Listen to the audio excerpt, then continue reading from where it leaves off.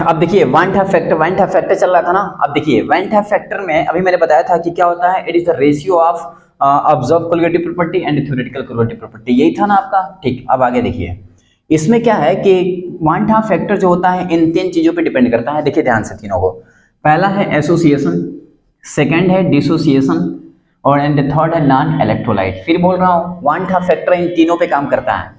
पहला क्या है आपका एसोसिएशन, सेकंड क्या है डिसोसिएशन, थर्ड क्या है नॉन इलेक्ट्रोलाइट। इन तीनों के बारे में कॉन्सेप्ट क्लियर कर लो भाई, इन तीनों का कॉन्सेप्ट अभी क्लियर होना चाहिए। देखिए एसोसिएशन की मैं बात करूं तो एसोसिएशन में क्या होता है, मान लीजिए ये 2A है और ये जा करके A2 बन गया, जिसको बोलते हैं dimer.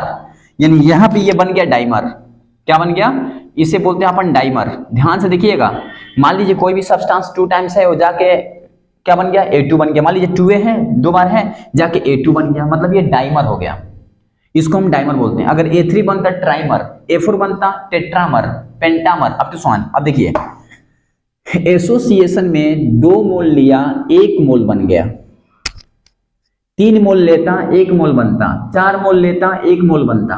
In this case I का मान हमेशा 1 से कम होगा। मीन्स याद रखिएगा जिंदगी भर एसोसिएशन केस में van Hoff factor always less than 1, right.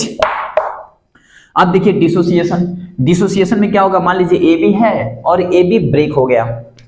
Break मतलब 2 पार्ट में ब्रेक हो गया, तो यहां देखेंगे 1 मोल ये 1 मोल ये, यानी यहां पे जैसे एग्जांपल NaCl की बात करूं मैं, तो NaCl Na+1 Cl-1 कितना हो गया 2, तो I ग्रेटर देन 1।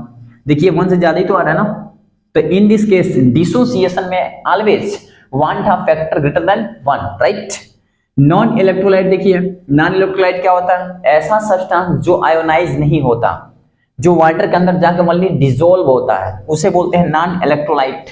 शुगर हो गया, ग्लूकोज हो गया, यूरिया हो गया, समझ रहा ना, एक्सेट्रा। अब देखिए यहाँ पे A से E, यहाँ पे देखिए एग्जांपल, मान लीजिए ग्लूकोज को पानी में डाला, ग्लूकोज ही बना, यानी 1 मोल डाला 1 मोल था, तो यहाँ पे I इक्वल टू हमेशा 1। यानी इस दुनिया में जितने भी नॉन इलेक्ट्रोलाइट सब्सटेंस हैं उन सबका वान हाफ फैक्टर हमेशा कितना होगा 1। जितने भी डिसोसिएशन होने वाले, आयोनाइज होने वाले सब्सटेंस हैं उन सबका I का मान हमेशा ग्रेटर देन 1 होगा। और जितने भी एसोसिएशन, जैसे एग्जांपल ले रहा हूं, मान लीजिए ये कंटेनर है, इसमें हम डाल दिए, इसमें है ये पूरा बेंजीन है और इसमें डाल रहा हूं मैं एसिटिक एसिड 2 टाइम्स। अब ये जब एसिटिक एसिड 2 बार 2 मोल जाता है बेंजीन के रेस्पेक्ट में, तो ये बन जाता है एसिटिक एसिड का ट्वाइस, डाइमर बना लेता है। और जैसे क्यों, क्योंकि इसके बीच में हाइड्रोजन बॉन्ड आ जाता है। अब जब इसके बीच में हाइड्रोजन बॉन्ड बनेगा तो सिंपल फंडा है, डाइमर बनाएगा। हाइड्रोजन बॉन्ड क्या करता है, इसको पकड़ लेता है और डाइमर बना लेता है। और जब डाइमर बन गया तो यहाँ पे I का मान निकालिए, था 2 बना कितना 1, यानी 1/2, यानी 0.5, 1 से कम आया ना, यस। तो यही मैं बताने की कोशिश कर रहा हूं कि वान हाफ फैक्टर इन तीनों फैक्टर पे काम करता है। कौन कौन पे, association, dissociation and non electrolyte. Please request you, please remember it and practice it, right? Next.